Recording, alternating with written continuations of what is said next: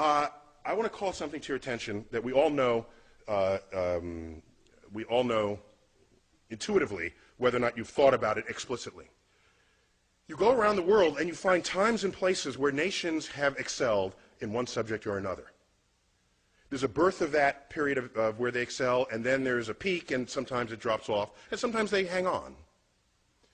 And so you can ask the culture of that. What was going on in that nation to support those discoveries? And then what happened when they ended? And so I call that sort of naming rights. If you were there first and you did it best, you name things.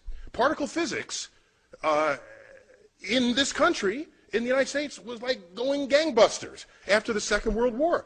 And the discovery of atomic elements, look at the periodic table. There's berkelium, californium, you know, we got half the United States up there in the upper, heavier elements of the periodic table. Am I right there, Sir Weinberg? Okay, I don't wanna That's not because the world liked California or Berkeley. It's because the work was done here. It's because there was an effort to excel in just those subjects. And it shows up in other ways. I'll give you just briefly. You know, part of the naming rights is that you don't have to name it. So, for example, while we didn't invent the internet, we certainly exploited it here in America. We did that sort of first and best. And so your email address does not end in .us. Everybody else is in the world. They got to say what country they came from. We don't. Okay? It's simple, but it's the consequence of being there first and doing it better than anyone had done it before. Do you know that the British postage stamp is the only postage stamp in the world that does not identify the country of origin? Because they invented postage stamps. So why should they have to say what country it is? It's their invention. Okay? Check them out. It's just the facts of this. The constellations of the night sky. It's the Greek and Roman, and it's lasted to this time because they did a really good job thinking that stuff up. All the mythologies of the heavens, that really stuck with us. All right, so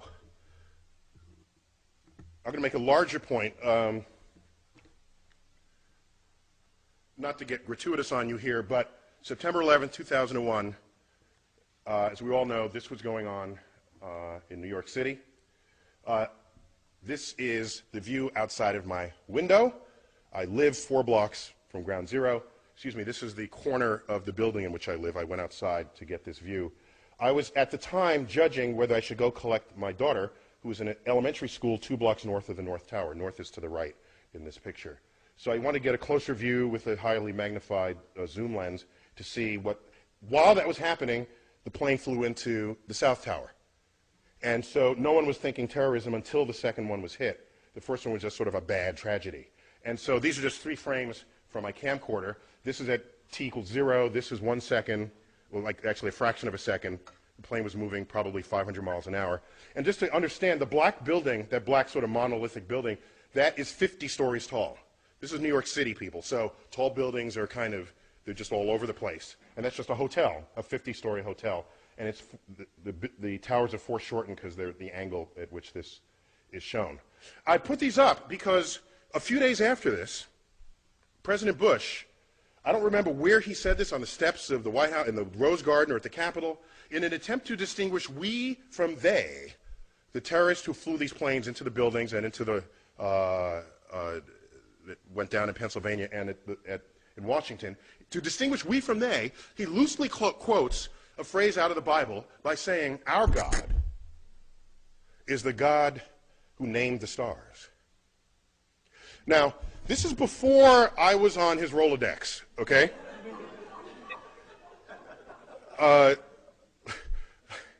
Because I could have helped him out there.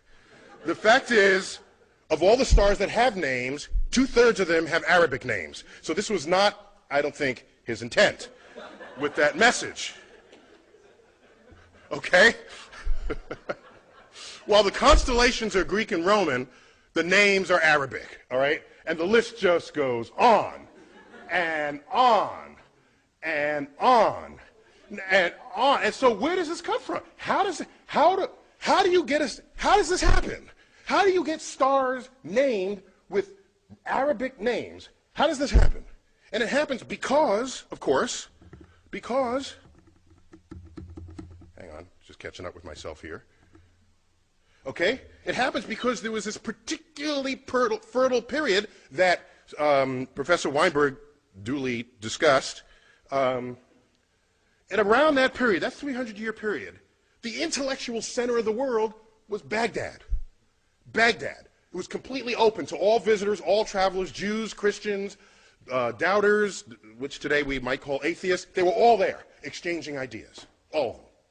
All of them. And it was that period where you had the advances in like engineering and biology and medicine and mathematics. All right? Our numerals are called what? Arabic numerals. They ever stop and think about that? You know, who as in America, do we take pause at this? Why are they called Arabic numerals?